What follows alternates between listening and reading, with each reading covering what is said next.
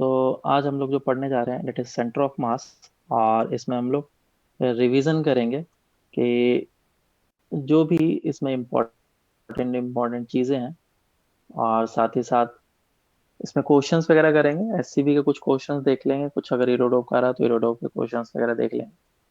और काफ़ी important chapter है ये। मतलब कि बेसिक्स यहाँ से तुम्हारा स्टार्ट हो जाता है। 11th पोर्शन का है ना, सेंटर ऑफ मास के बाद फिर तुम्हारा आरबीडी रिजिड बॉडी डायनेमिक्स आता है। तो ये दोनों चैप्टर अच्छे खासे वेटेज रखते हैं। आरबीडी तो काफी अच्छा वेटेज रखता है। तो रिवीजन है, सिंपल सिंपल चलते हैं जल्दी से। सेंटर ऑफ मास जिसको हम लोग COM हमेशा बोलते हैं, सेंटर ऑफ मास। और दो तरह की चीजें होती है, एक तो सेंटर ऑफ ग्रेविटी होता है और एक सेंटर ऑफ मास होता है। दोनों को अलग अलग तरीके से डिफाइन करते हैं। बहुत सारे स्टूडेंट्स इसी में कंफ्यूज हो जाते हैं कि centre of mass and centre of gravity both are same thing, लेकिन वो दोनों सेम नहीं है। सेंटर ऑफ ग्रेविटी, ये इसका क्या मतलब, सेंटर ऑफ मास। और ये क्या है, सेंटर ऑफ ग्रेविटी। अगर हमारा बॉडी जो है वो बिल्कुल ही छोटा है, ये पहले तो मैं बोलता हूँ both are different points. First point को तो हम लोग जानते हैं, जहाँ पे हम लोग सेंटर ऑफ मास क्या बोलेंगे, जहाँ पे सारा का सारा मास कंसंट्रेटेड एज्यूम किया जा सकता है, उसको हम लोग सेंटर ऑफ मास बोलते हैं। और सेंटर ऑफ ग्रेविटी को हम लोग इस तरीके से डिफाइन करते हैं, जहाँ पे ग्रेविटी एक्ट कर रहा है, वो पॉइंट, वो लोकेशन जहाँ पे पूरे मास का ग्रेविटी एक्ट करता हुआ मैं मान सकता हूँ। तो ये दोनों चीज अलग है। तो ये क्या है, सेंटर ऑफ मास मतलब कि point where all masses can be assumed to be concentrated। ठीक है ये चीज। और दूसरा, ये जो है हमारा centre of gravity, point where gravity can be assumed to be acting for the whole body। ठीक है। तो ये दोनों चीज अलग है, centre of mass and centre of gravity. अब इसमें ये चीज assumption आ जाता है कि अगर मानो हमारा ऑब्जेक्ट जो वो काफी छोटा है, काफी छोटा, कितना छोटा, मतलब डिस्टेंस के हिसाब से बताएंगे, मतलब 1 किलोमीटर तक भी रहेगा तो हम लोग उसको छोटा ही बोल सकते हैं। क्योंकि अर्थ के हिसाब से हम लोग देखेंगे, अगर अर्थ पे मैंने एक स्टिक रखा और वो स्टिक काफी लंबा है, और लंबा कुछ इस तरीके से कि ग्रेविटी जो है, जी का वैल्यू जो चेंज होने लग गया, पॉइंट ए पे, पॉइंट बी पे, पॉइंट सी पे, अगर मैं जी का वैल्यू देखूंगा तो आर नॉट इक्वल, तो मैं बोलूंगा कि ये जो लेंथ है वो छोटा नहीं है। लेकिन अगर मैं बोलूं कि हाँ मैंने एक रॉड लिया है और उस रॉड पे मैंने कोई भी पॉइंट ले लूं, ए पॉइंट एंड बी पॉइंट, और दोनों जगह पे ग्रेविटी सेम है, तो फिर ये मैं बोलूंगा रॉड छोटा है, क्योंकि हमें जंक्शन ले रहा है। तो इफ रॉड इज स्मॉल, और या फिर object is small, then only center of mass and center of gravity are same point। तभी ये दोनों सेम पॉइंट हो सकते हैं, अदरवाइज नहीं होंगे। तो जनरल केस में हम लोग अभी तक यही काम करते आते हैं कि सेंटर ऑफ ग्रेविटी जो है, सेंटर ऑफ मास जहाँ पे होगा वो वहीं पे एक्ट करेगा, क्योंकि हमें कभी भी बहुत बड़े ऑब्जेक्ट या फिर बड़े बॉडी के साथ काम करने के लिए नहीं दिया जाता है। ठीक है। और क्वेश्चंस भी इस टाइप के नहीं आते हैं। लेकिन अगर क्वेश्चन में पूछा जाए जेई में कि हाँ सेंटर ऑफ मास और सेंटर ऑफ ग्रेविटी सेम है या डिफरेंट है, तो हमें ये चीजें पता होनी चाहिए और हमें अच्छे तरीके से आंसर करना आना चाहिए। ठीक है। तो ये चीज मैंने बता दिया। ये हो गया सेंटर ऑफ ग्रेविटी और सेंटर ऑफ मास। तो सेंटर ऑफ मास का फॉर्मूला क्या है, उससे हम लोग स्टार्ट करते हैं। मान लो हमारे पास है ये एक्स एक्सिस, वाई एक्सिस, जो तुम लोग को जानते ही होगे अच्छे तरीके से, ये x axis and y axis, और ये कोई भी ऑब्जेक्ट है तो ढेर सारे पॉइंट्स होंगे। जो छोटा छोटा मास मैंने मान लिया M1 मास है, इस जगह पे M2 मास है, M3 और सभी के रेस्पेक्टिव पोजीशंस वेक्टर्स R1 है, R2 है, इस तरीके से। तो सेंटर ऑफ मास किसी जगह पे होगा, तो RCOM जो वेक्टर फॉर्म में होगा that will be equals to M1 R1 plus M2 R2 up to so on divide by M1 plus of M2 plus M2 so on. और सेम वे में तुम्हें पता होगा कि x coordinate of centre of mass क्या होता है, M1 x1 plus M2 x2 divided by M1 plus of M2। अगर पॉइंट्स ढेर सारे होंगे तो ढेर सारा लिखा जा सकता है। सेम वाई में वाई कोऑर्डिनेट कितना होगा, समेशन में अब मैं इसको रिप्रेजेंट कर लेता हूँ MI divided by summation of MI। ये हो जाएगा हमारा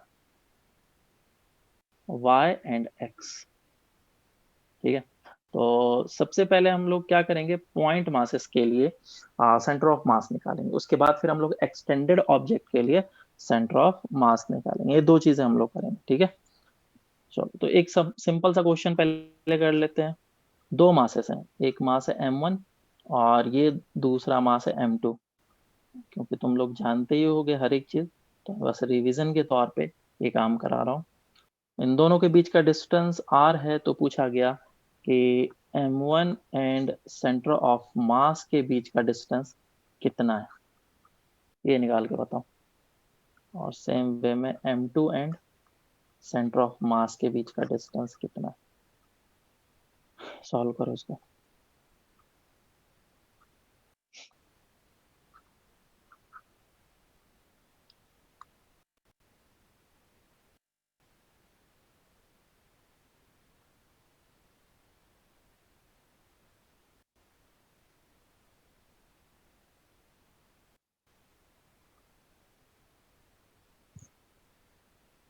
पता है या सॉल्व करो, आ रहा है या नहीं आ रहा?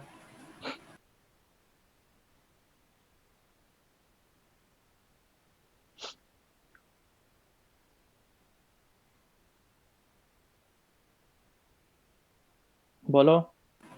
R1 is M2 R by M1 plus M2। हाँ, R1 से ठीक है, R1। चलो करते हैं इसको R2 के सॉल्व। लिए M1 लिख।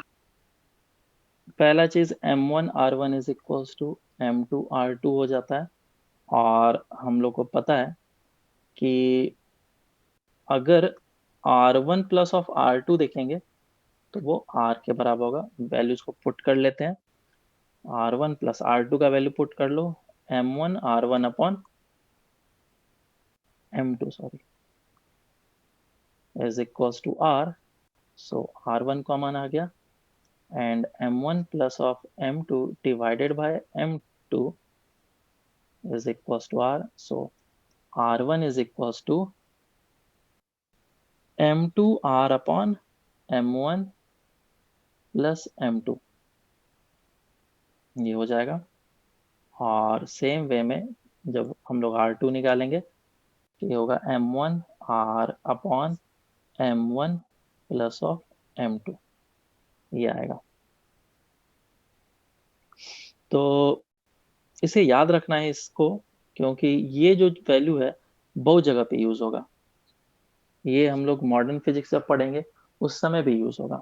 और ये याद किस तरीके से रखना है, अगर मुझे R1 निकालना है तो मास कौन सा लेंगे, M2 का।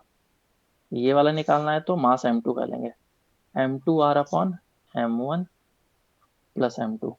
और अगर R2 निकालना है तो मास M1 लेंगे। So R2 will be equals to M1R upon M1 plus of M2। तो ये हम लोग जहाँ तक पता होगा तुम लोग को आरबीडी में भी यूज करते हैं, और जब हम लोग आगे पढ़ेंगे मॉडर्न फिजिक्स तो वहां पे भी डेफिनेटली यूज करेंगे। अब दूसरे तरह के क्वेश्चंस देखते हैं। क्वेश्चन ऐसा है कि मान लो क्वेश्चन गिवन है कि इस जगह पे एक मास है 4m और इस जगह पे मास है 2m। और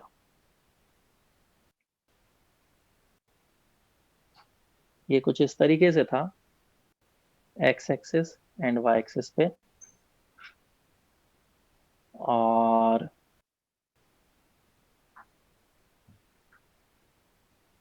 ये ऑरिजिन था 0,0। इस जगह से डिस्टेंस इसका दिया गया 2a और इस जगह से डिस्टेंस दिया गया a। बोला गया कि if 2m is moved right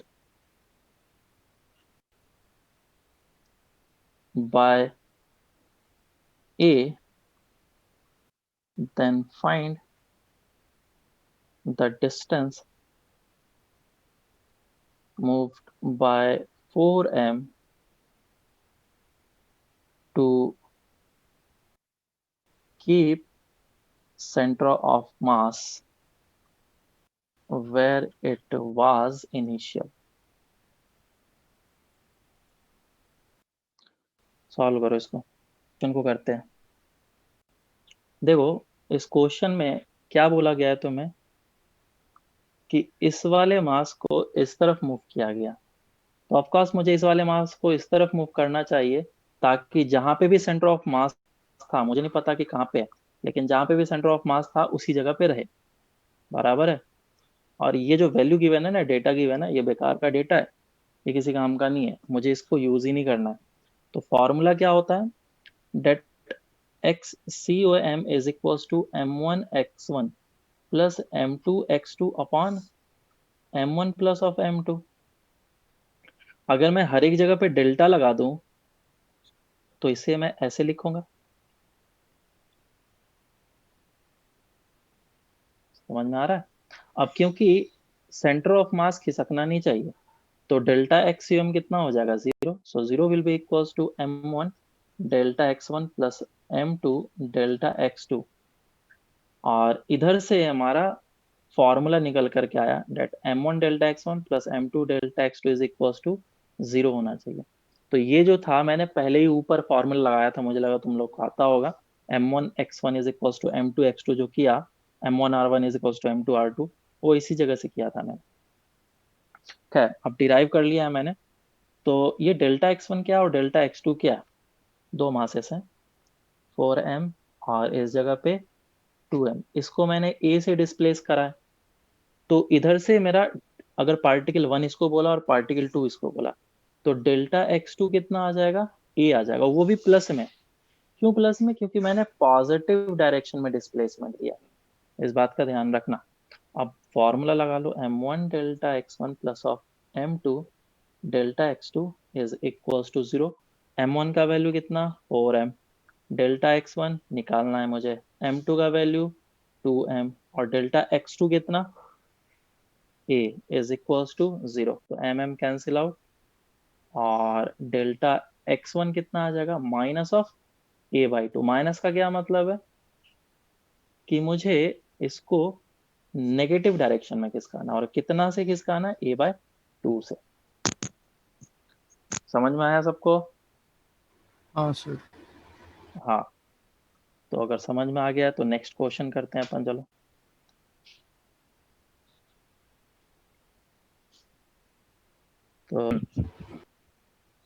तो नेक्स्ट क्वेश्चन करते हैं हम लोग। नेक्स्ट क्वेश्चन थोड़ा सा अच्छा दे देता हूँ मैं, तुम लोगों को कॉन्सेप्ट अगर समझ में आ गया है। तो क्वेश्चन ऐसा है कि ये हमारा एक्स एक्सिस और ये वाई एक्सिस है। So this is x axis and this is y axis, और तीन मासेस रखे हुए हैं, एक इस जगह पे, एक इस जगह पे और एक इस जगह पे। ये मास दे रखा है 2m, ये मास दे रखा है 2m और ये मास दे रखा है 4m। ठीक है, और इन दोनों के बीच का डिस्टेंस दिया हुआ है डेट इज 2a, और इसके बीच का भी डिस्टेंस दिया है 2a। सबसे पहला क्वेश्चन है find coordinate of centre of मास। ठीक है, आर वेक्टर निकालो, सेंटर ऑफ मास का कहाँ पे है। जल्दी से इस क्वेश्चन को करो, फिर सेकंड क्वेश्चन मैं दूंगा। ओके, तो मुझे सबसे पहले कोऑर्डिनेट निकालना है। कोऑर्डिनेट निकालने के लिए क्या करूंगा, मैं इसको सॉल्व करता हूँ। काफी सिंपल है, एक्सियम और वाई का फॉर्मूला लगा लो तो भी हो जाएगा, नहीं, तो ये 2m मास है और ये 2m मास है। इसका जो सेंटर ऑफ मास होगा 4m, वो इस जगह पे होगा। वो कितने डिस्टेंस पे होगा एग्जैक्टली ये अगर 2a है तो ये कितना हो जाएगा component 2a divided by √2 which is √2a। तो ये डिस्टेंस कितना होगा √2a। और इस जगह पे भी 4m मास है, तो इसका जो सेंटर ऑफ मास होगा वह एग्जैक्टली इसके बीच में होगा, है ना। और वो कितना बीच में होगा √2a बाय 2 पे, which is equals to a/√2। तो this is a/√2। R vector का मैग्नीट्यूड आया है ना, ऑरिजिन से इतने डिस्टेंस पे होगा। और क्योंकि सिमेट्री दिख रहा है 45 डिग्री का एंगल पे है ये चीज, तो a/2 आई कैप हो जाएगा एंड a/2 जे कैप हो जाएगा। तो this is R vector. Simple सा चीज था। और या फिर एक्सियम का फॉर्मूला लगा दो, m1 x1 plus m2 x2 plus m3 x3 divide by total मास। इस तरीके से करोगे तो आई थिंक थोड़ा ज्यादा आसान पड़ जाएगा। चलो ये क्वेश्चन हो गया। दूसरा क्वेश्चन है इसमें कि इफ 1 2 एंड 3 पार्टिकल्स के नाम दे दिया। If 1 is moved a sorry 2a in positive x direction and second is moved a in positive y direction, तो पूछा गया देन फाइंड थर्ड को कितना मूव करना चाहिए। Then find third, then find distance by which third should be moved third should be moved such that center of mass remains at the same position। इस first वाले को move किया गया है 2a distance positive x direction में, और इस 2 वाले को मूव किया गया है a डिस्टेंस पॉजिटिव y के डायरेक्शन में। तो इस थर्ड को कितना डिस्टेंस मूव करना चाहिए ताकि जो हमारा सेंटर ऑफ मास था वो उसी जगह पे रहे, वो कहीं और मूव ना करे। तो क्वेश्चन ये है। ठीक है, अब इसको सॉल्व करो। इसको मैं इरेज ही कर देता हूँ, रहने दो इसे। चलो ठीक है, सॉल्व करते हैं इसको। तो देखो इसको सॉल्व क्या ऐसे किस तरीके से करना है, जैसे मैंने बताया एग्जैक्टली उस तरीके से करना है। इसमें मैं एक्स डायरेक्शन और वाई डायरेक्शन में दोनों मूवमेंट निकालूंगा। अगर मैं सिर्फ इसको मूव कर रहा हूँ इस डायरेक्शन में, तो इसको मूव करना पड़ेगा मुझे, है ना। तो कैसे लिखूंगा, delta x C M is equal to m1 delta x1 plus m2 delta x2 plus m3 delta x3 divide by total mass होगा। इसको मैंने जीरो कर दिया, ये इक्वल्स टू जीरो। तो ये 1 और ये 2 और ये 3, 1 वाला मूव कराया मैंने, तो m1 कितना है 2m, और कितना मूव करा है 2a डिस्टेंस। और सेकंड वाले को तो बिल्कुल x डायरेक्शन में कोई मूवमेंट नहीं दिया, और थर्ड वाले का कितना होना चाहिए वो मुझे निकालना है। It is equals to zero. तो देखो इधर से आ जाएगा 4, 4 कैंसिल आउट, m से m cancel out. So delta x3 should be equals to a minus of a, negative magnitude में a। तो इसको a से नीचे इधर करना चाहिए मुझे, a से ही मूव कराना चाहिए इधर। अब सेकंड वाले का करते हैं, delta y1 plus m2 delta y2 plus m3 delta y3 is equals to zero. इसको इस बार सिर्फ ऊपर मूव किया गया, बाकी को तो किधर भी मूव नहीं करा है। तो 1 वाले का 0 होगा, सेकंड वाले का 2m into a plus 4m into delta y3 is equal to 0, cancel out. तो इधर से डेल्टा y3 कितना आ जाएगा, a/2 माइनस में, मतलब इसको मुझे नीचे मूव कराना चाहिए a/2। तो अगर वेक्टर फॉर्म में देखें तो वेक्टर फॉर्म में कितना मूव कराना चाहिए मुझे, minus of a I cap and minus of a/2 J cap. अब मुझे इसका चाहिए मैग्नीट्यूड, क्योंकि मुझे डिस्टेंस मांगा था। तो डिस्टेंस कितना हो जाएगा, root under of a square plus a square divided by 4। तो आंसर आ जाएगा हमारा रूट अंडर ऑफ 5a/2, ये हो जाएगा आंसर। ठीक है, आई थिंक 2-3 लोगों का सही आया था, है ना। तो ये हो गया क्वेश्चन। अब और भी एक तो फेमस इसमें है, वो मैं करा देता हूँ। क्वेश्चन ऐसा है, ये रॉड वाला क्वेश्चन तो काफी ज्यादा फेमस है। मतलब ये एक रॉड था या फिर मास था या फिर ब्लॉक था, कुछ भी दिया जा सकता है। सिप बोला जा सकता है कि बोट है, बोट भी बोला जा सकता है। और इस जगह पे एक पर्सन था जो कि खड़ा है, और दोनों के मासेस दे रखे हैं तुम्हें।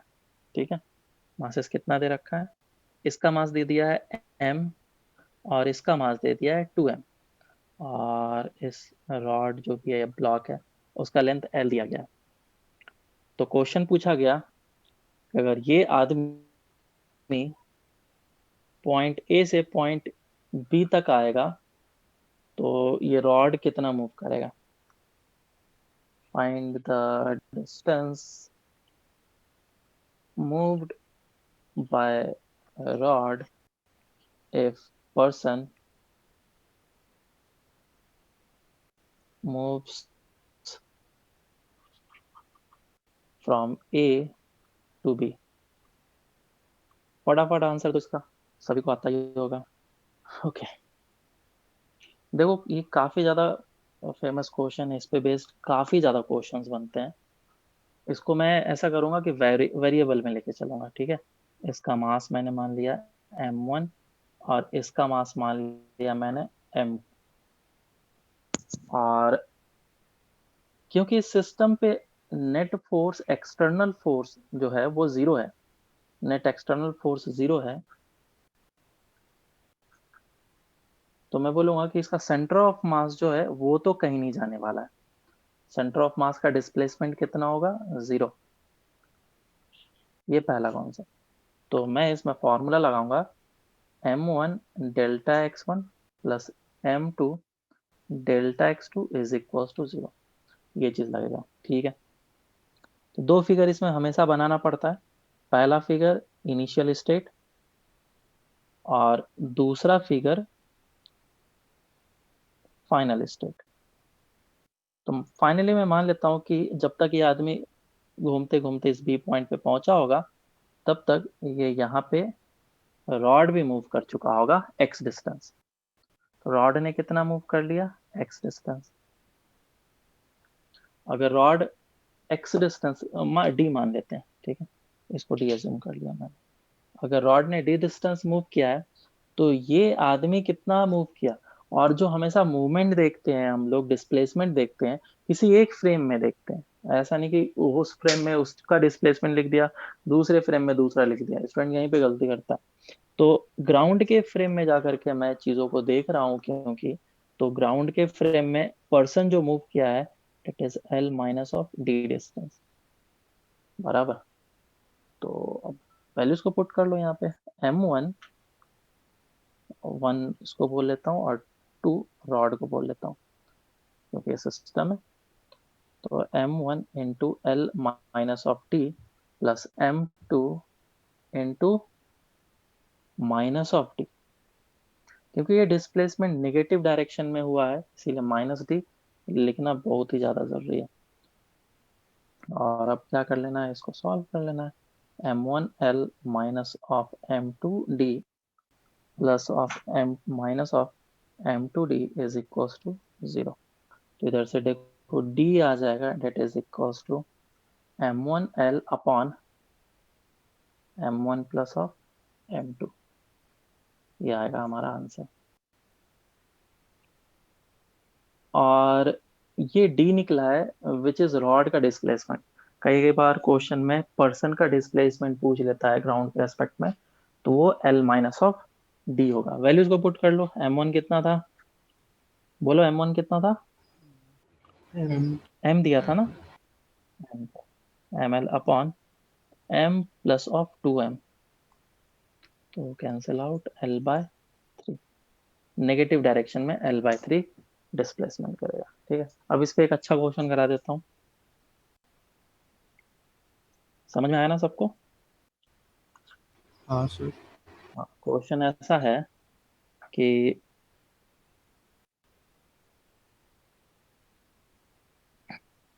ये एक हेमिस्फीयर है कुछ इस टाइप का, ब्लॉक है ये, और इसका जो रेडियस दे रखा है डेट इज 4r, और एक स्फेयर यहाँ पे है जिसका रेडियस r है, जिसका रेडियस r है। इसको इस जगह से रिलीज कर दिया गया, इसको इस जगह से रिलीज कर दिया गया। तो क्वेश्चन पूछा गया, फाइंड द डिस्प्लेसमेंट ऑफ, क्या बोल रहा हूँ इसको, ब्लॉक बोल लेता हूँ या फिर second, displacement of second if the ball comes to the other side। ठीक है, ये फर्स्ट पार्ट। दूसरा पार्ट, फाइंड द, चलो यहीं पे करा देता हूँ, मोमेंटम कंजर्वेशन थोड़ा आगे आता है लेकिन तुम लोग को पता ही होगा, तो यहीं पे करा देता हूँ। Find the speed of the second block when the sphere is at the lowest point। काफी अच्छा क्वेश्चन। और मासेस में दे देता हूँ, इस स्फेयर का मास जो है डेट इज m, और इस जो भी ये ब्लॉक है वेज मान लो, इसका मास 2m। सॉल्व करो। तो देखो, ये सबसे पहले इसका इनिशियल स्टेट है जो क्वेश्चन में गिवन है, और इसका फाइनल स्टेट बनाते हैं। फाइनल स्टेट बनाने के लिए मुझे क्या करना होगा, इसको मूव कराना पड़ेगा। तो मान लो कि ये x डिस्टेंस मूव कर गया,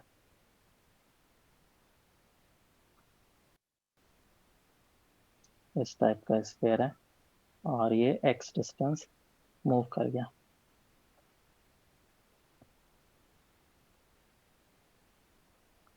ये अगर x डिस्टेंस मूव किया तो स्फेयर कितना डिस्टेंस मूव किया, इसका सेंटर ऑफ मास इस जगह से इस जगह तक आएगा, है ना। अगर वो नीचे वाला वेज बिल्कुल मूव नहीं करता तो वो यहां तक आता, और यहां से यहां तक का डिस्टेंस कितना होता, 6r, है ना। वो इस जगह से इस जगह तक का डिस्टेंस 6r होता। तो क्योंकि अब ये x 7R डिस्टेंस होगा मूव ना। कर 8, और 8 में से 2 हो जाएगा ना, हाँ सर। 8 में से 2 r जाएगा ना। ये कैसे काम कर रहे हो तुम लोग, ये r है, ये भी r है, इसका रेडियस 4r है, तो 8r में से 2r जाएगा, डेट इज 6r। ठीक है, तो ग्राउंड के रेस्पेक्ट में इसने कितना डिस्टेंस मूव किया, सेंटर ऑफ मास ने, तो सेंटर ऑफ मास ने जो डिस्टेंस मूव किया that is 6r minus of x, इतना डिस्टेंस इसने मूव किया, है ना। अगर ये सॉरी यहाँ से होगा, तो इस जगह से इतना डिस्टेंस इसने मूव किया है। सर अब हाँ बोलो। सर वो जो आपने x लिया है वो सेंटर से लिया है कि उस पे पॉइंट से, सरकमफेरेंस के? कहीं से भी लो, क्योंकि तुम एक पॉइंट ये लोगे चाहे ये पॉइंट लो, इस सेकंड बॉडी का हर एक पॉइंट एक्स ही डिस्टेंस मूव करने वाला है। ठीक है, तो मैटर नहीं करता है तुम कौन सा पॉइंट ले रहे हो। Is equals to 0। तो m1 का वैल्यू कितना है, ये m1 है तुम्हारा m, और डेल्टा x कितना 6r minus of x plus of m2 का वैल्यू कितना है, m2 है तुम्हारा दैट इज 2m, और डेल्टा x2 कितना हो जाएगा minus of x is equals to 0। तो एम एम कैंसिल आउट हो जाएगा, 6r minus of x minus of 2x is equals to 0। तो ये हो जाएगा 3x is equals to 6r, so x is equals to 2r। आया था किसी का x is equals to 2r? हाँ सर। आंसर तो किसी ने नहीं दिया यार। सर मैंने बोला, आपने नहीं लिखा। अच्छा, तो इसका शॉर्ट ट्रिक देखो किस तरीके से हम लोग करेंगे, काफी आसान हो जाता है अगर इस मेथड से हम लोग करेंगे तो। तुम्हें करना क्या है, जो भी ऑब्जेक्ट मूव कर रहा है, ठीक है, जो भी ऑब्जेक्ट मूव कर रहा है उसको आइडेंटिफाई करना है।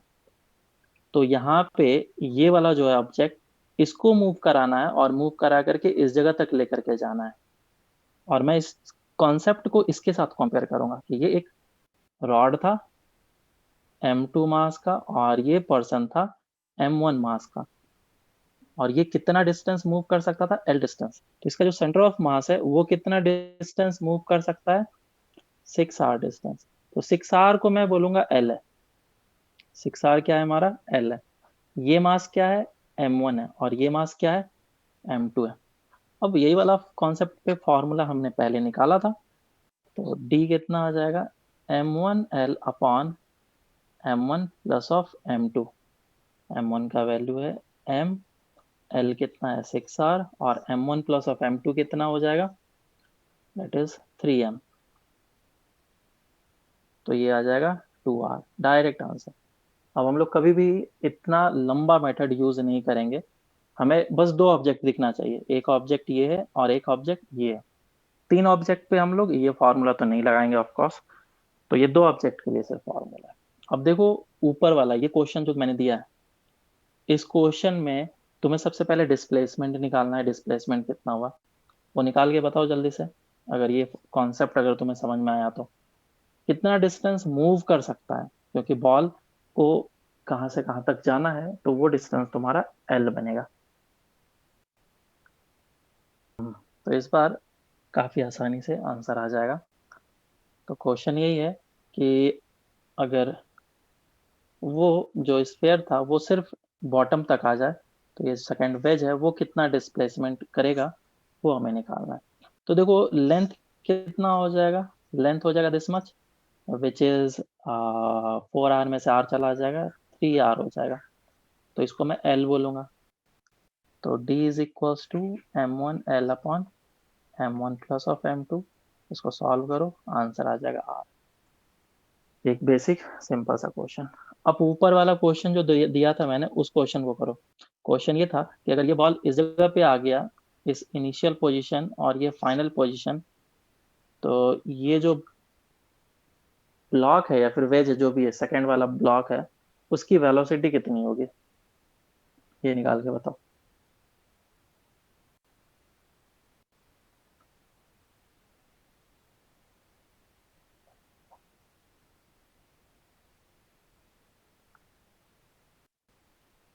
क्या करना पड़ेगा,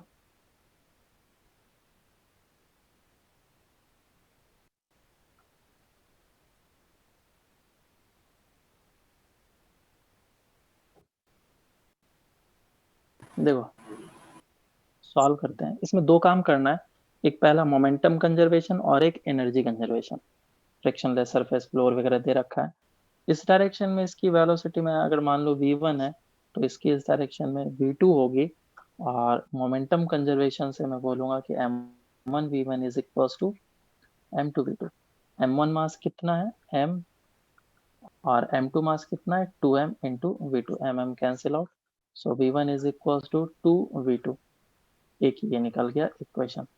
दूसरा एनर्जी कंजर्वेशन। इसके पास काइनेटिक एनर्जी आया कैसे?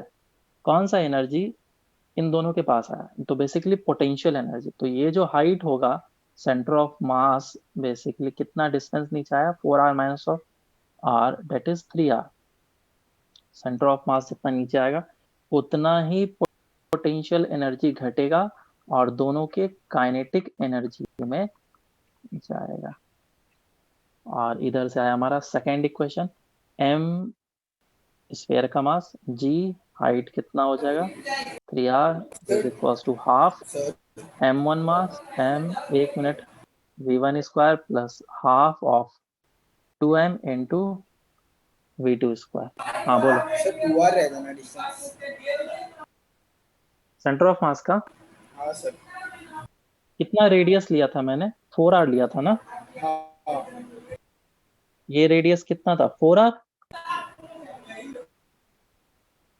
और ये था r। तो जब वो वर्टिकल हो जाएगा, ठीक है ठीक है। हाँ मुझे लगा ठीक है क्या, हाँ सर ठीक है। 4r में से r जाएगा, तो ये आ जाएगा। और ये इक्वेशन को अब इसमें पुट कर लो, तुम्हारा आंसर आ जाएगा। समझ में आएगा? इस टाइप के क्वेश्चंस एससीबी वगैरह में काफी ज्यादा मिल जाएंगे तुम्हें, और दूसरी जगह पे भी ये सब क्वेश्चंस कराए जाते हैं। अब चलो आगे बढ़ते हैं हम लोग, that is continuous mass system. Continuous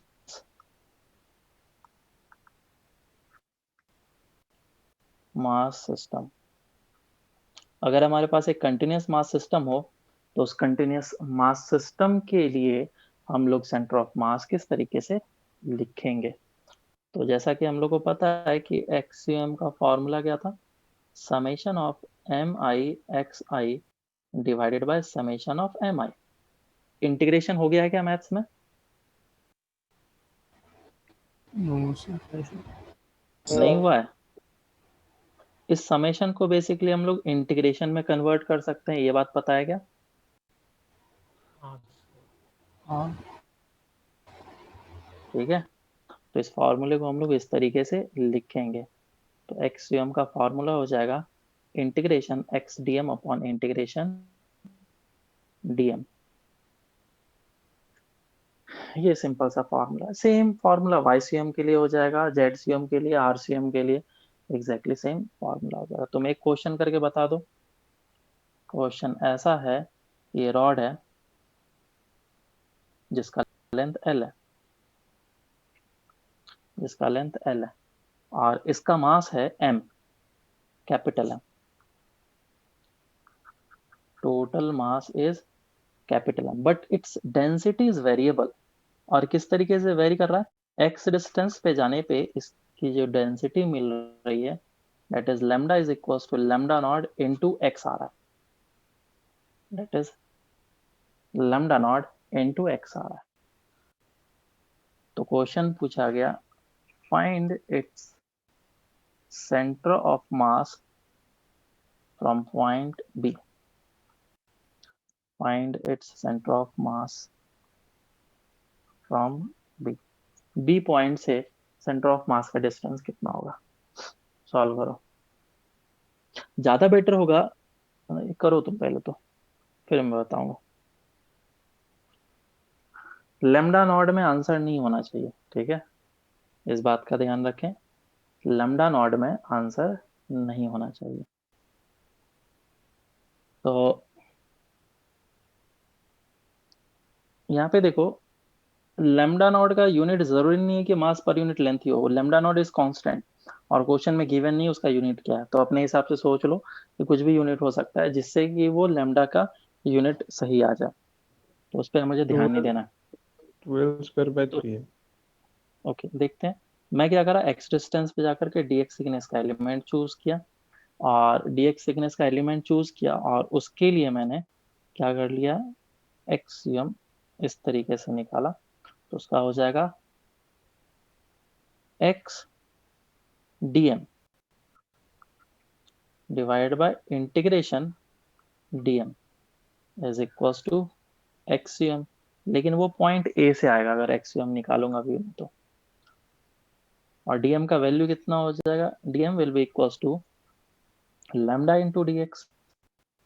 lambda कितना है, lambda naught into x into d x divided by lambda naught into x into d x.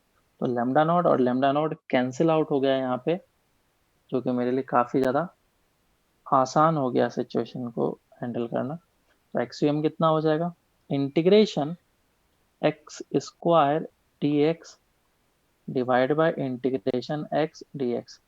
Sir यहाँ पे एक्स एक्स क्यों नहीं कैंसिल आउट कर दिया, इस एक्स और इस एक्स को कैंसिल आउट कर सकते हैं क्या, बोलो। नहीं कर सकते। नहीं कर सकते हैं क्योंकि वेरिएबल है, वेरिएबल को कैंसिल आउट नहीं किया जा सकता है, कांस्टेंट को जरूर किया जा सकता है। तो ये हो गया। अब इसका लिमिट कहाँ से कहाँ तक जाएगा, 0 से लेकर के एल तक जाएगा। इसके वैल्यूज को पुट कर लेता हूँ, तो एल क्यूब बाय 3 हो जाएगा और नीचे आ जाएगा एल स्क्वायर बाय 2 और ये आ जाएगा 2l/3। तो क्योंकि मुझे पॉइंट बी से चाहिए तो पॉइंट बी से कितना हो जाएगा, l/3 आंसर। तो आंसर आएगा l/3। ठीक है क्या, सिंपल क्वेश्चन दिया था मैंने। सर इससे अब हम लोग सर, सर बोलो। सर इससे पहले वाले बोलो। क्वेश्चन में डाउट था। पूछो क्या है। सर हमने जो सेकंड पार्ट में वो स्मॉल m का जो नीचे एग्जाम पोजीशन पर वेलोसिटी देखा, सर वो हमने फिर v1 माइनस v2 क्यों नहीं दिया उसको? इस वाले में हाँ यस। इसमें v1 - v2 क्यों होगा, उस ये स्मॉल m। दोनों जो वेलोसिटीज मैंने एज्यूम जो करे हैं ये ग्राउंड के रेस्पेक्ट में है। कभी भी हम लोग किसी फ्रेम में जाकर के चीजों को नहीं लगाते, अप्लाई नहीं करते हैं। ज्यादातर केस में हम लोग क्या करते हैं, हमेशा ग्राउंड के फ्रेम में वेलोसिटीज को एज्यूम करते हैं। किसी किसी स्पेशल केस में हम लोग उस फ्रेम में जाकर के एज्यूम करते हैं। ठीक है। हाँ सर। हम्म।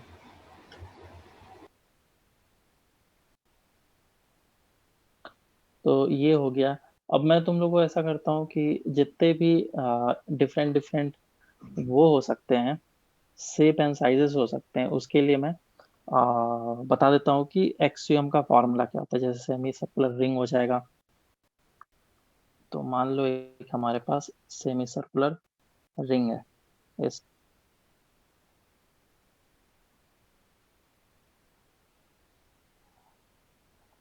हाँ तो मैं बोल रहा था कि ये जो डिस्टेंस होगा, अगर इसका रेडियस मैं आर एज्यूम कर लेता हूँ तो दिस इज आर।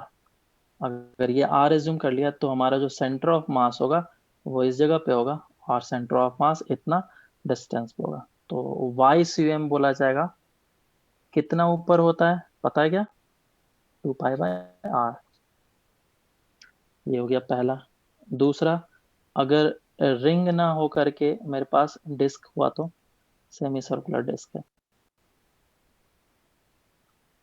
सर यहाँ पे यूनिट 2π/r क्या बोल रहे हो, बाई सी एम सर। अरे तो ये एक्स एक्सिस है ना और ये वाई एक्सिस है, तो सेंटर ऑफ मास तो ऊपर होगा ना, तो वाई सी एम बोलेंगे ना। एक्स एम कितना हो जाएगा, 0। नहीं आप क्या सर बोल रहे हो तुम, यूनिट जैसे मेंटेन होगा। यूनिट कैसे मेंटेन होगा, बाई सी एम का अरे उल्टा लिख दिया मैंने, आर ऊपर कर दिया, सॉरी 2r/π। ठीक है क्या, 2r/π। हाँ सर। और ये हमारा सेमी सर्कुलर डिस्क अगर है तो इसके लिए हमारा जो सेंटर ऑफ मास होता है वो इतना डिस्टेंस पे होता है और वाई सी एम कहाँ पे होता है, 4r/3π। 4r/3π और ऑफ कोर्स एक्सियम क्या होगा, 0। तीसरा, और क्या हो सकता है, हॉलो, हॉलो हेमिस्फीयर। ठीक है, हॉलो स्फीयर, हॉलो स्फीयर होगा तो हॉलो हॉलो स्फीयर में कितना हो जाएगा, ये जो वाई सी एम होगा डेट विल बी, इसका रेडियस आर है, तो इसका रेडियस आर है, तो वाई सी एम कितना होता है बोलो? सिंपल है, r by r two. By और एक्स सी एम कितना? 0। नेक्स्ट इज, अगर सॉलिड होगा तो सॉलिड के लिए कितना होता है? Y c M is equal to 3r/8 और x C M is equal to 0। चलो तो आगे देखते हैं। इस जगह पे ये हमारा निकल गया किसके लिए? सॉलिड के लिए, सॉलिड हेमिस्फेयर, ये हो गया। और दो ऐसे हैं जो कि नहीं आते हैं, लेकिन फिर भी हम लोग याद करके रखते हैं कि अगर कभी कुछ काम पड़ गया तो यूज कर लेंगे। एक है hollow cone and another one is solid cone. तो इस जगह से जो डिस्टेंस होता है, नीचे का रेडियस r होगा, और ये जो हाइट है उसे मैं h एज्यूम कर लेता हूँ। तो ये होता है h/3, y c M is equal to h/3, और एक्स सी एम तो हमारा 0 ही होगा। And another one is solid कोन। तो मुझे ये बताओ, सॉलिड कोन का और हॉलो कोन में से सेंटर ऑफ मास सबसे ज्यादा ऊपर किसका होगा?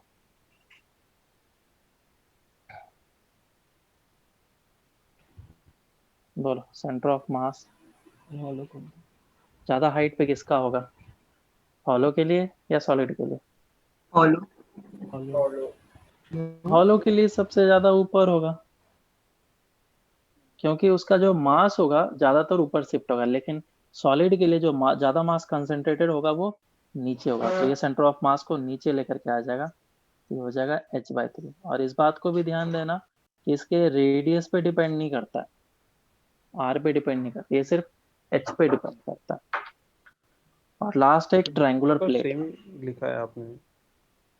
h/4 होगा, h/3 लिख दिया है मैंने, h/4, h/4। और last one is triangular plate. अगर हमारे पास एक ट्रायंगुलर प्लेट है, तो इस ट्रायंगुलर प्लेट का भी उतना ही होता है जितना हॉलो कोन का होता है। ट्रायंगुलर प्लेट, तो यहाँ पे जो सेंटर ऑफ मास होगा, ये जो डिस्टेंस होगा इस जगह से, that y c m will be equals to h/3। और h क्या होगा? वो हाइट जो ट्रायंगल का है, दिस इज h। ठीक है, तो ये सारी चीज हो गए सेंटर ऑफ मास के वैल्यूज वगैरह, इसको याद रखना है। और उसी पे बेस्ड अभी क्वेश्चन करने वाले हैं। तो एक क्वेश्चन है, उसको फटाफट करो। ये एक रिंग है और नीचे एक सेमी सर्कुलर डिस्क है।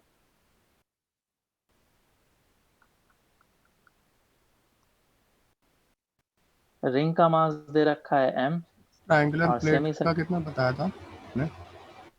h/3, हाँ और इसका मास दे रखा है 2m। और अगर ये हमारा y एक्सिस है और ये x एक्सिस है, तो पूछा गया है फाइंड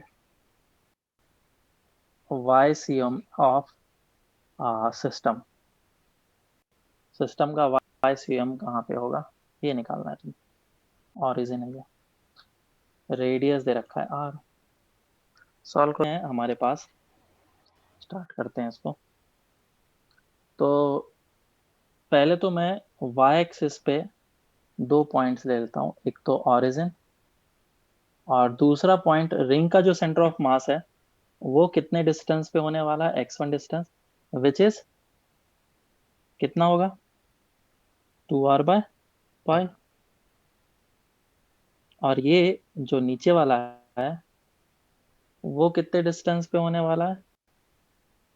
या y1 बोल लेना चाहिए था मुझे, इसको मैं y1 और y2 बोल लेता हूँ। और ये कितना हो जाएगा? 4r/3 पाई। 4r/3 पाई। और मुझे एक्स स्वयं निकालना है, वाई स्वयं निकालना है। तो m1 y1 plus m2 y2 upon m1 plus of m2 ये लिखना पड़ेगा। तो m1 ये फर्स्ट वाला है और इसको सेकंड वाला माना। तो फर्स्ट वाला जो है मास कितना है m1 का, m, और y1 कितना है 2r/पाई, प्लस m2 कितना है 2m, और 4r/3 पाई, और मास है m प्लस 2m। ये आ गया रिजल्ट। तो m कैंसिल आउट हो जाएगा, और ऊपर कितना बचेगा?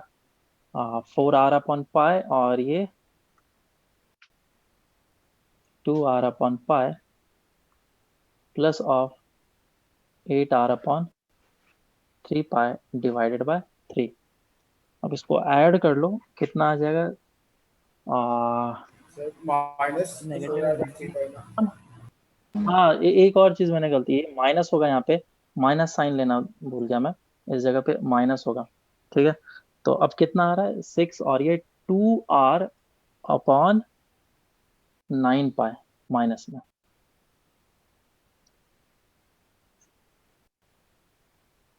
ठीक है क्या? हाँ सर। Yes, ठीक है, sir. तो ये नेक्स्ट हमारा y स्वयं का डिस्टेंस निकला, कितना होगा? नेक्स्ट क्वेश्चन करते हैं। क्वेश्चन ऐसा है कि ये एक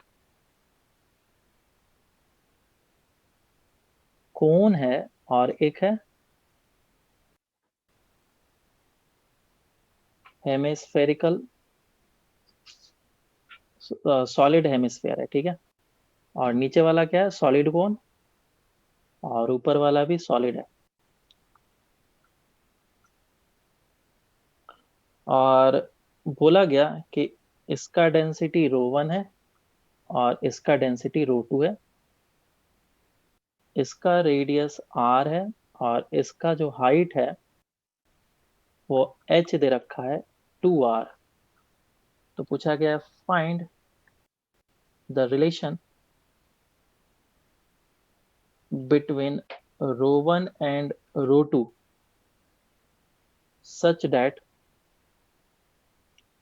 such that center of mass of system lies on P। Solve करो इसको। रेडियस कितना है? r है, ये रेडियस r, और ये जो कहाँ हाइट दे पे? रखा है वो 2r है, और ये पॉइंट है P। ठीक है, तो इस क्वेश्चन में बोला गया कि ρ1 ρ2 में क्या रिलेशन होना चाहिए ताकि इसका सेंटर ऑफ मास इसी जगह पे हो, है ना? तो सेंटर ऑफ मास इसी जगह पे होना तो चाहिए। तो मैं ऐसा कर लेता हूँ, इस एक्सिस को मैं y एक्सिस मान लेता हूँ। सो दिस इज y एक्सिस। अगर ये y एक्सिस है तो P पॉइंट को मैं ओरिजिन बोल देता हूँ, और भी अच्छी बात है। ओरिजिन बोल दिया तो ऊपर वाला एक सेंटर ऑफ मास यहाँ पे होगा। सॉलिड का सेंटर ऑफ मास कितने डिस्टेंस पे होता है? बोलो। 3r/8। यार भाई 3r/8 पे। और नीचे जो कोन है, कोन का कितने हाइट पे होता है? H h/4। Bye By 4. h/3। h/4 होता है, एक h/3 होता है। h/3 किसके लिए होता है Hollow हमारा? cone. हेलो कौन? हॉलो अगर होता है तो ज्यादा ऊपर होता है, तो h/3, और h/4 होगा हमारा सॉलिड के लिए। ये आ गया। तो क्योंकि इसका सेंटर ऑफ मास इसी जगह पे होना चाहिए, तो मैं क्या बोलूंगा, m1, और नीचे वाला जो है वो m2 है। तो m1 y1 is equal to m2 y2 होना चाहिए। बराबर है क्या? अब m1 मास हाँ कितना हो जाएगा? 2/3 पाई r क्यूब इंटू ρ1, और y1 कितना है 3r/8। m2 मास कितना हो जाएगा, डेंसिटी इंटू वॉल्यूम, और वॉल्यूम कितना होगा 1/3 pi r square into h. H कितना है 2r, और इंटू वाई टू कितना h/4, और h है कितना 2r, 2r डिवाइडेड बाई 4। अब इसी को सॉल्व करना है मुझे, और तो कुछ करना है नहीं। पाई से पाई कैंसिल आउट हो जाएगा, आर क्यूब है, यहाँ पे भी आर क्यूब है, सारे आर कैंसिल आउट हो जाएंगे, है ना। तो देखो फ्रेशली मैं लिखता हूँ, इस तरफ कितने होंगे, 3 से 3 कैंसिल आउट, और ये 2 से cancel out, 1/4 is equals to, ये 2 से 2 जाएगा, और ये 1/3, ρ1 एंड ρ2। बताओ कोई मिस्टेक अगर है तो इसमें दिख रहा हो तो बताओ, जहाँ तक मैं देख पा रहा हूँ नहीं मुझे तो सर। दिख नहीं रहा। ठीक है, तो ρ1 और ρ2 का रेशियो निकल गया, that is ρ1 upon ρ2 is equals to 4/3। ये आंसर हो जाएगा। क्लियर है क्या। हाँ सर। नेक्स्ट हम लोग इसमें करते हैं नेगेटिव मास सिस्टम के कॉन्सेप्ट। तो वो क्या होता है, आई थिंक तुम लोग को पता होगा। एक डिस्क है, और उस डिस्क में से पूरा पूरा डिस्क था ये, और इस डिस्क का रेडियस था 2r। मैंने इस डिस्क में से एक डिस्क कट करके निकाल लिया, जिसका रेडियस r था, जिसका रेडियस r था। अगर इस डिस्क को मैंने कट करके निकाल लिया, तो अब हमारा सिस्टम कैसा आएगा, ऐसा दिखेगा system,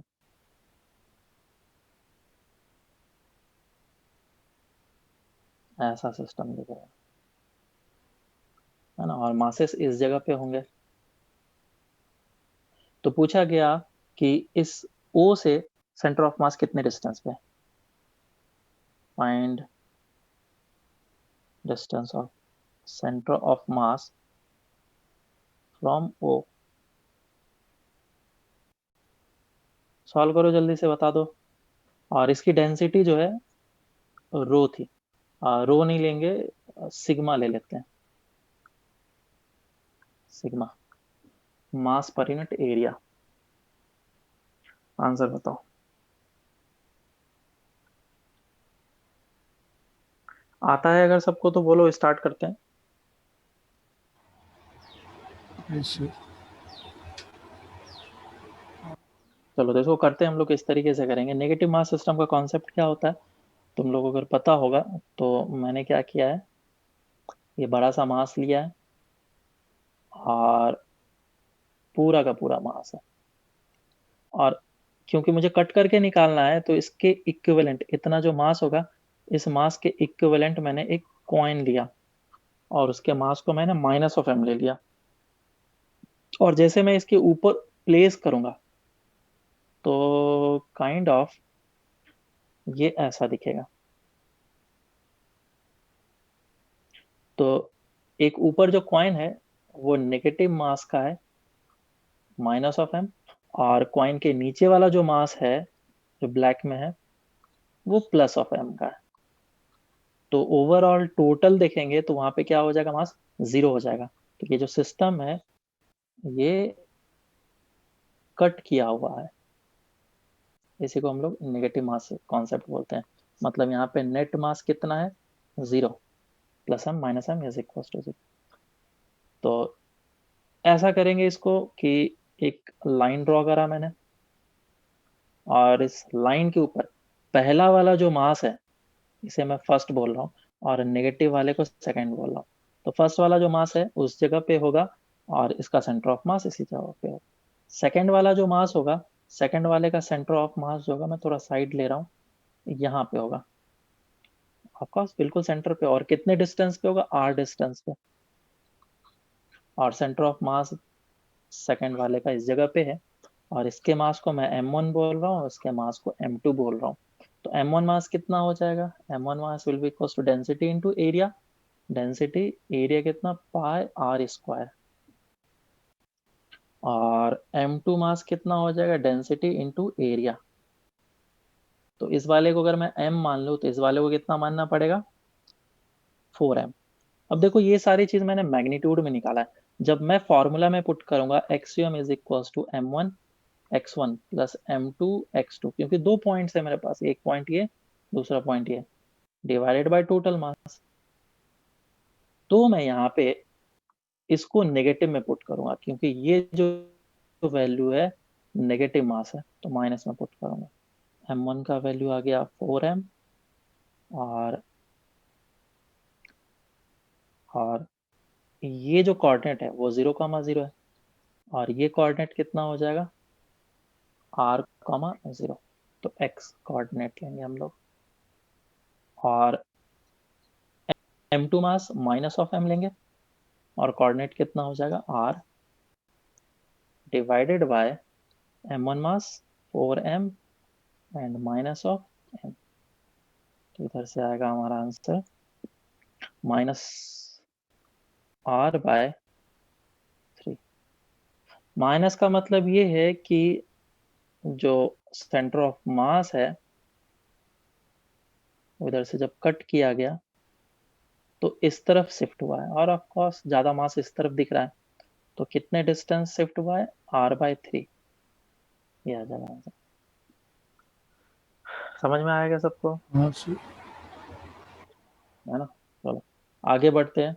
next is velocity of centre of mass and acceleration of centre of मास। इसको हम लोग स्पीड में खींचेंगे। तो velocity of centre of mass and acceleration of centre of mass क्या क्या होता है इसको समझते हैं। पहला चीज कि एक्सियम जो होता है हमारा वो होता है m1 x1 plus m2 x2 divided by m1 plus of m2। अगर हमारा x1 और x2 वेरी करने लग जाए तो ऑफ कोर्स एक्सियम भी वेरी करने लग जाएगा, और वेरी करने लग गया तो मैंने इसको टाइम के रेस्पेक्ट में डिफरेंशिएट कर दिया, is equals to m1 dx1 by dt plus m2 dx2 by dt divided by m1 plus of m2। तो इधर से मेरे पास फॉर्मूला आता है कि velocity of centre of mass is equals to m1 v1 plus m2 v2 upon m1 plus of m2। ये formula आता है। और अगर इसी फॉर्मूले को एक बार और डिफरेंशिएट कर लेंगे तो क्या मिल जाएगा, acceleration of centre of mass is equals to m1a1 plus m2a2 upon m1 plus of m2। और इसी चीज को हम लोग चाहें तो वेक्टर फॉर्म में भी लिख सकते हैं, v को भी वेक्टर फॉर्म में लिख लो और a को भी वेक्टर फॉर्म में लिख लो। और सेम चीज हमारा velocity of centre of mass in x direction भी लिखा जा सकता है, m1 vx1 plus of m2 vx2 divide by m1 plus of m2। जो चीज तुम लोग को पता होगा, y में भी ऐसे लिखते हैं हम लोग, ये चीज। अब इसको मैं थोड़ा सा ट्रांसफॉर्म करता हूँ, इस रिलेशन को अगर ट्रांसफॉर्म करा जाए तो ACOM into total mass is equals to m1a1 plus of m2a2। ये ACOM प्लस टोटल मास क्या बन जाएगा, फोर्स, और ये क्या बनेगा, नेट फोर्स, एक्सटर्नल फोर्स जो भी बोल लो, on the system is equals to m1a1 plus of m2a2। तो जो हम लोगों ने NLM में पढ़ा था, that F on system is equals to m1a1 plus m2a2, वो इस जगह से आता है। और RBD में अब जब हम लोग फोर्सेस को लगाएंगे तो वो भी हम लोग कहाँ पे लगाएंगे, सेंटर ऑफ मास पे लगाएंगे।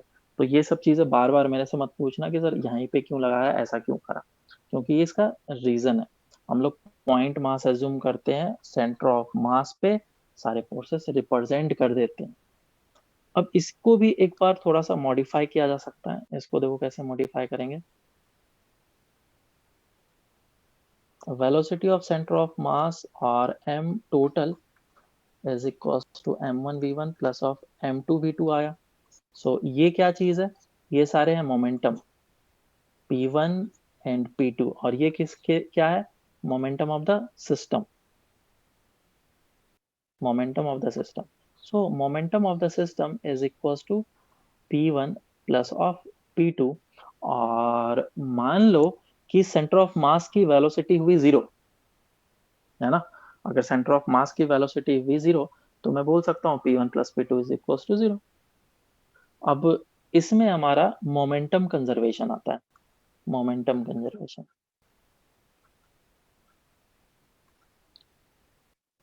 मोमेंटम कंजर्वेशन आता कहाँ से है उसको समझ लेते हैं। क्योंकि हम लोग को पता है कि F इज इक्वल टू क्या होता है, dp बाय dt होता है, that external force on any system.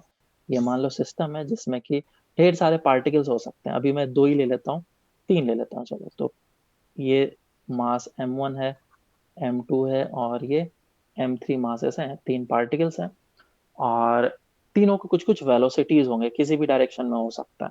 लेकिन इस सिस्टम पे नेट एक्सटर्नल फोर्स 0 हो रहा है। तो if F external on system is 0, then we can say that dp by dt is 0. So basically dp of system is 0। और इसी को अगर इंटीग्रेट करेंगे इनिशियल से फाइनल तक, तो सिस्टम में p initial of system will be equals to p final of system आएगा। और p इनिशियल में कितने पार्टिकल्स हैं, 3, तो तीनों के summation p1 plus p2 plus p3। तो दिस इज कांस्टेंट, इसी को हम लोग मोमेंटम कंजर्वेशन बोलते हैं।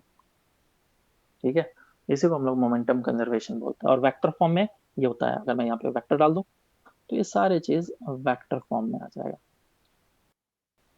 और वेक्टर फॉर्म बोलने का मतलब ये हो गया कि x direction and y direction and z direction में कांस्टेंट रहेगा मोमेंटम। तो ये तभी होगा जब सिस्टम पे एक्सटर्नल फोर्स 0 होगा। और कभी कभी हम लोग एक्सटर्नल फोर्स लग रहा होता है तब भी हम लोग लगा देते हैं मोमेंटम कंजर्वेशन। वो कब केस होगा हम लोग आगे जाकर के पढ़ेंगे, जब हमारा जो फोर्स होगा वो इम्पल्सिव इन नेचर नहीं होगा। अगर इम्पल्सिव है तो फिर हम लोग मोमेंटम कंजर्वेशन उस इंस्टेंट पे नहीं कर सकते हैं। लेकिन अगर इम्पल्सिव फोर्स नहीं होगा तो उस इंस्टेंट पे मोमेंटम कंजर्वेशन किया जा सकता है। तो ये हो गया मोमेंटम कंजर्वेशन। और सर बोलो। Sir point of application of force क्या होता है? Point of application of force, जहाँ पे फोर्सेस लेते हुए मैं मान सकता हूँ, ये point of application of force जो है वो टॉर्क में बताया जाता है। अभी आरबीडी हम लोग स्टार्ट नहीं कर रहे हैं, तो आरबीडी जब आएगा तो टॉर्क में मैं बताऊंगा point of application of force क्या होता है। किधर से सवाल उठाया तुमने ये? सर नहीं, जब आप बता रहे थे ना कि हम माइंड में क्लिक फोर्स कर मान गया। सकते हैं, सेंटर ऑफ मास पे हम मान सकते हैं, हमने एनएलएम में पढ़ा था, हाँ, सारे फोर्सेस तो को वहीं पे याद है। हम लोग सारे फोर्सेस को कहाँ पे लगते हुए एज्यूम करते हैं, सेंटर ऑफ मास सेंटर पे। Of mass. हाँ, कैलकुलेशन पर्पस है बेसिकली। जो फोर्स है वो हमारा फ्री वेक्टर नहीं है, ये लोकलाइज्ड फोर्स है। मतलब एक ऐसा वेक्टर जिसको मैं पैरेलली शिफ्ट नहीं कर सकता हूँ। जनरली वेक्टर को क्या करते हैं हम लोग, पैरेलली शिफ्ट कर लेते हैं, ए वेक्टर और इसको शिफ्ट कर लिया यहाँ पे, तो ये दोनों वेक्टर क्या बोलते हैं, सेम होता है। लेकिन फोर्स के केस में ऐसा नहीं होता। अगर मैं फोर्स को पैरेलली शिफ्ट कर लूँ यहाँ पे, तो magnitude and direction both are same, but they क्या बोलते हैं, इम्पैक्ट विल बी डिफरेंट। उस ब्लॉक पे उसका जो इम्पैक्ट होगा वो डिफरेंट होगा। इसके रोटेशन कराने की टेंडेंसी और इसके रोटेशन कराने की टेंडेंसी अलग होगी। ठीक है। Yes sir. स्टेटमेंट मैं दे रहा हूँ कुछ, उसे तुम पढ़ो और मुझे बताओ। स्टेटमेंट ऐसा है कि if the velocity of all the particles is not equals to 0, then velocity of center of mass will not be equals to 0। Velocity of all the particles not equals to 0, हाँ yes okay, sir, आ रही है आवाज। then the velocity of center of mass is not equals to 0। तो इस statement को बताना है तुम्हें कि ट्रू है या फॉल्स है। फॉल्स है। फॉल्स है। फॉल्स। क्या है ये स्टेटमेंट? फॉल्स होगा। क्योंकि सेंटर ऑफ मास की velocity m1 v1 plus m2 v2 plus ये चीजों पे डिपेंड करता है। तो हो सकता है एक पॉजिटिव हो जाए एक निगेटिव हो जाए, तो उसके कारण से नेट क्या हो जाएगा? 0 हो सकता है। ठीक है। और स्टेटमेंट है if velocity of all the particles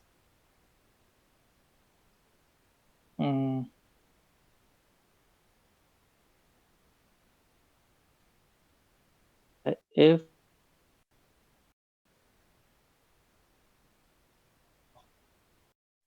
all particles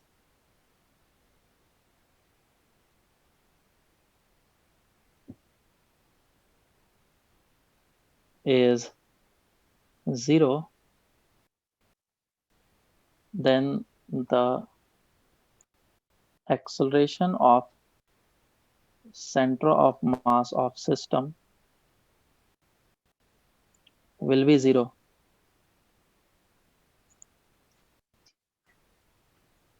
Will be 0. बोलो ट्रू है ट्रू है सर। या फॉल्स? ट्रू। ट्रू।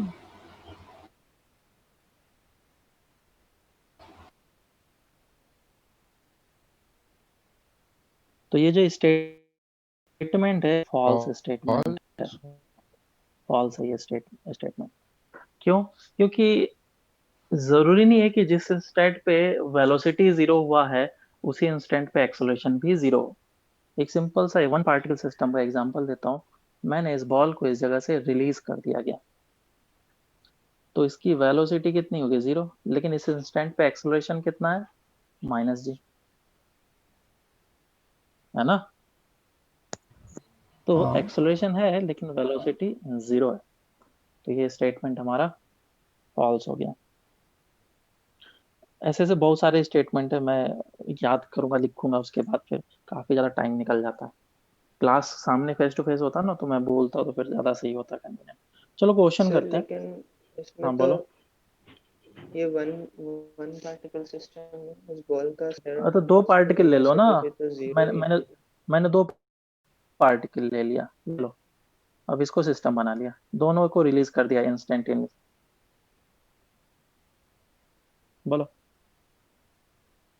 अरे वेलोसिटी का एक्सेलरेशन से कोई लेना देना ही नहीं है, कोई मतलब ही नहीं है। ठीक है। Yes sir. हम्म। सर एक डाउट है। बोलो। सर हमने वो स्टार्टिंग में क्वेश्चन किया था ना कि आदमी और नीचे प्लैंक का था। हाँ हाँ सर बोलो। उसमें भी x तो मतलब जो m1 x1 plus m2 x2 लिखते हैं उसमें भी तो x वेरी हुआ था, तो सर x एक्स और वेरी कर रहा था तो हाँ तो x COM 0 कैसे हो गया था उसमें, जैसे हमने अभी क्योंकि सेंटर ऑफ डेरिवेशन। क्योंकि एफ एक्सटर्नल जो था वो 0 था। सिस्टम पे एक्सटर्नल फोर्स 0 लग रहा था। वो जो भी रखा हुआ था, जो भी चीज है वो फ्रिक्शनलेस सरफेस पे रखा हुआ था। और जो आदमी चल रहा था इसके ऊपर फ्रिक्शन था। तो इन दोनों के बीच में फ्रिक्शन है, ग्रिप है। तो वो क्या करेगा? फोर्स लगाएगा। तो इस पे फोर्स लगेगा इस डायरेक्शन में, आदमी पे लगेगा आगे की डायरेक्शन में। और इक्वल एंड अपोजिट है तो पूरे ओवरऑल सिस्टम पे देखा जाए तो नेट फोर्स 0 है। तभी हम लोग ये काम कर पा रहे हैं। यस। हाँ। ठीक है। तो चलो मोमेंटम कंजर्वेशन के क्वेश्चंस कर लेते हैं। तो पहले बेसिक क्वेश्चन करते हैं पहले। ये एक प्लैंक है, ट्रेन है, जो भी मान लो, कार्ट है। कार्ट के ऊपर दो बालक खड़े हो गए। ये बालक दोनों है और इसका मास है 2m, इसका मास दे रखा है 3m और इसका मास दे रखा है 2m। तो सबसे पहले क्या करा, ये बालक 1 और ये बालक 2। ठीक है। तो पहला वाला जो बालक है वो इस तरफ जंप किया। और सिस्टम इनिशियली क्या था, रेस्ट पे था। तो फर्स्ट वाला जंप किया in positive x direction with speed 10 metre पर सेकेंड। ठीक है, उसके बाद after some time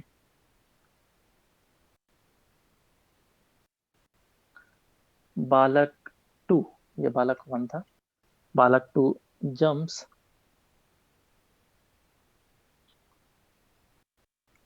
right, sorry left के डायरेक्शन में जंप किया, ये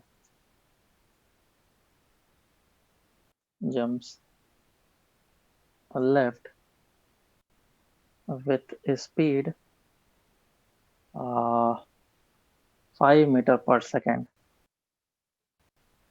then find the speed of cart।